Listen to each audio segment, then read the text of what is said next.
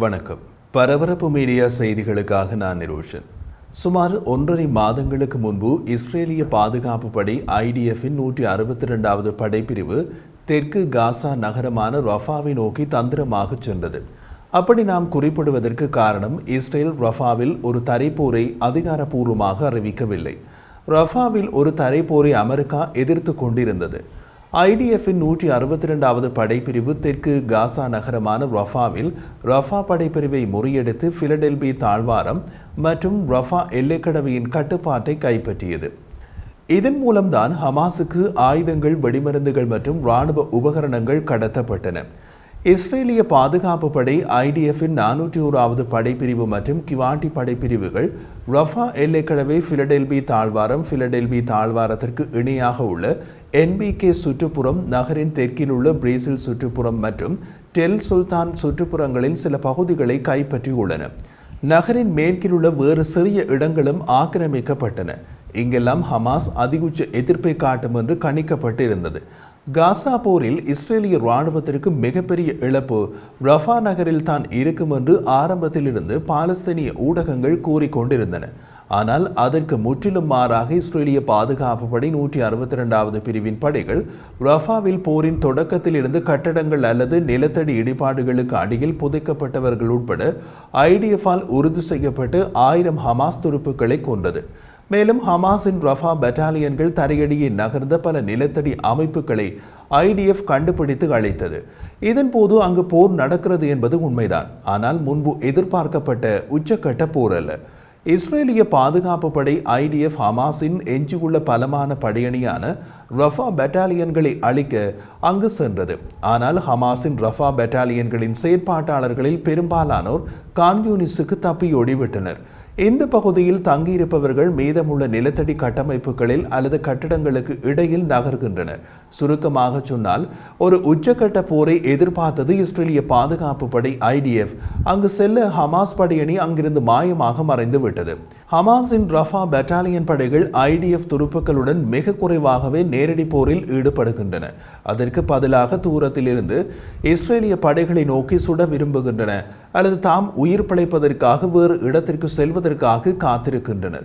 காசா பகுதியில் உள்ள தெற்கு நகரமான ரஃபாவில் போர் தொடர்வது குறித்து ராஜதந்திர நிலை இன்னமும் முடிவு செய்யவில்லை.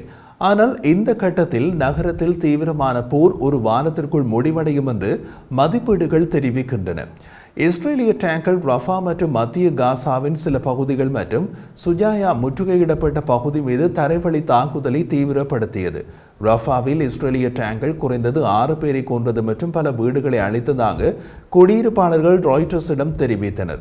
இஸ்ரேலுக்கும் ஹெஸ்போல்லாவுக்கும் இடையிலான பதட்டங்கள் குறித்து ஐநாவுக்கான ஈரானிய இஸ்லாமிய குடியரசின் தூதர் உரையாற்றியதை தொடர்ந்து ஹெஸ்போல்லாவின் பொதுச் செயலாளர் நஸ்ரல்லா ஈரானுக்கு நன்றி தெரிவித்தார். அவர் மேலும் தெரிவித்த போது, நமது தியாகிகளின் சாதனைகளையும் அவர்களின் இரத்தத்தால் சாதித்ததையும் நாம் தினம் காண்கிறோம் என்று நஸ்ரல்லா கூறினார். குறிப்பாக ஈரானில் இஸ்லாமிய புரட்சியின் வெற்றிக்கு பின்னர் பல தசாப்தங்களாக குவிக்கப்பட்ட சாதனைகள் மற்றும் வெற்றிகளின் அளவை நாம் புரிந்து கொள்ள வேண்டும். காசா பகுதியிலும் ஆக்கிரமிக்கப்பட்ட பாலஸ்தீனத்திலும் நடப்பது பசி, முற்றுகை, இனப்படுகொலைகள். இஸ்ரேலுக்கு எதிரான நமது சாதனைகள் மற்றும் வெற்றிகள் காலம் எடுக்கும் ஒரு தாக்குதலில் நமது தேசத்தை ஒரு பெரிய வெற்றியின் பாதையில் கொண்டு சென்றுள்ளது. மேலும் அதன் முக்கியத்துவம் பாலஸ்தீனத்தை சியோனிச ஆக்கிரமிப்பிலிருந்து விடுவிப்பதும் நமது முழு பிராந்தியத்தையும் அமெரிக்க மேலாதிக்கம் மற்றும் கொடுங்கோன்மையிலிருந்து விடுவிப்பதும் ஆகும். நாங்கள் இந்த பகுதியில் ஒடுக்கப்படுகிறோம். பெரிய சாத்தான் அமெரிக்கா மற்றும் சியோனிஸ்டுகளால் தாக்கப்படுகின்றோம். இந்த நேரத்தில் ஈரான் முன்னிலையில் நாம் ஆசிர்வதிக்கப்படுகிறோம். புனிதமான ஆட்சி, அதன் நல்ல மனிதர்கள் மற்றும் உலகிலேயே அதிக ஞானமுள்ள சுப்ரீம் தலைவர் அயத்துல்லா அலி கமீனி எங்களுக்கு பெரிதும் உதவுகிறார் என்றார் நஸ்ரல்லா. நல்ல வழியாக நஸ்ரல்லா நோபல் பரிசுக்கு நம் அதிஞானமுள்ள சுப்ரீம் தலைவர் அயத்துல்லா அலி கமேனியை பரிந்துரைக்கவில்லை. அதே நேரத்தில் லெபனான் பிரதமர் நஜீப் மிகாட்டியும் பதட்டங்கள் தொடர்வதாக உரையாற்றினார். லெபனான் எதிர்கொள்ளும் அச்சுறுத்தல்கள் உளவியல் போரின் ஒரு வடிவம். நாங்கள் போரில் இருக்கிறோம்.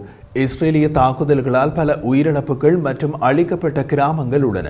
ஆனால் அந்த தாக்குதல்கள் லெபனானில் இருந்து இஸ்ரேலுக்குள் நடத்தப்பட்ட தாக்குதல்களின் பதிலடி என்பதை நாம் புரிந்து கொள்ள வேண்டும். நாம் அவர்களை தாக்கினால் அவர்கள் எம்மை தாக்குவார்கள் என்பது எளிமையான புரிதல். இந்த உளவியல் போரின் தீவிரம் அதிகரித்து வருகிறது. ஆனால் எல்லைகளின் நிலைத்தன்மையின் ஒற்றுமையினை அடைய இந்த கட்டத்தை சமாளிப்போம் என்று நான் நம்புகிறேன் என்று தெரிவித்தார். மூன்றாவது லெபனான் போரின் வாய்ப்பை பற்றி பிராந்திய எச்சரிக்கை அதிகரித்து வருவதால் ஹெஸ்பொல்லாவுக்கு எதிராக லெபனானில் இராணுவ தரைவழி தாக்குதலில் இறங்கினால் ஈரான் இஸ்ரேலை அழிக்கும் போரை தொடங்குவோம் என்றும் எச்சரித்தது. ஈரானிய எச்சரிக்கை எந்த அளவுக்கு தீவிரமானது? பணத்தை கொடுத்து ஆதரவு இயக்கங்களை முன்னே வைத்துக் கொண்டு பின்னால் நின்ற ஈரானை மனித கேடயத்திற்கு பின்னால் நிற்கும் நாடு என்றும் விமர்சித்துள்ளார்கள். ஒரு வழியாக முன்னணியில் வந்து இஸ்ரேலில் ஈரான் நடத்திய மெகா தாக்குதலும் புஸ்வானமாகி போய்விட்டது.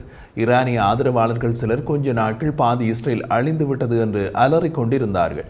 இப்போது சோடா குடிக்க போயுள்ளார்கள். அடுத்த கச்சேரி விரைவில் தொடங்கும்.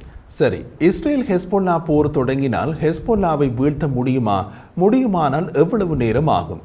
பாதுகாப்பு அமைச்சர் ஜோவ் காலன் வாஷிங்டனுக்கு ஒரு பயணத்திலிருந்து திரும்பிய பின்னர் வடக்கு எல்லையில் சுற்றுப்பயணம் செய்தார். நாங்கள் போரை தேடவில்லை, ஆனால் நாங்கள் அதற்கு தயாராக இருக்கிறோம் என்று கேலன் ஐடிஎஃப் துருப்புக்களிடம் கூறினார். நாம் ஒரு சந்தியை அடைவோம். நமக்கும் எதிரிக்கும் இடையிலாக சந்தி அது. ஹெஸ்பொல்லா போருக்கு செல்ல தேர்வு செய்தால் என்ன செய்வது என்று எங்களுக்கு தெரியும். அது ராஜதந்திர ஏற்பாட்டுக்கு செல்ல விரும்பினால் அந்த விருப்பத்திற்கு நாங்கள் பதிலளிப்போம் என்று அவர் கூறினார். லெபனான் பிரதமர் நஜீப் மிகாட்டி காசாவில் உள்ள ஹமாஸ் மற்றும் லெபனானில் உள்ள ஹெஸ்பொல்லா ஆகிய இரண்டிற்கும் எதிரான அதன் இராணுவ நடவடிக்கையை நிறுத்துமாறு இஸ்ரேல் மீது அழைப்பு விடுத்தார். இதுதான் தற்போதைய நிலை. இஸ்ரேல் ஹெஸ்பொல்லா போரை தொடங்கும் சாத்தியம் இருதரப்பிடமும் உள்ளது. ஹெஸ்பொல்லாவிடம் குறைவாக உள்ளது. அது இஸ்ரேலை போரை தொடங்க தூண்டலாம். அவர்களிடமும் ஒரு நியாயமான கோணம் உள்ளது. தெற்கே ஹமாஸ் போரை தொடங்கியது போல வடக்கே ஹெஸ்பொல்லா தான் போரை தொடங்கியது.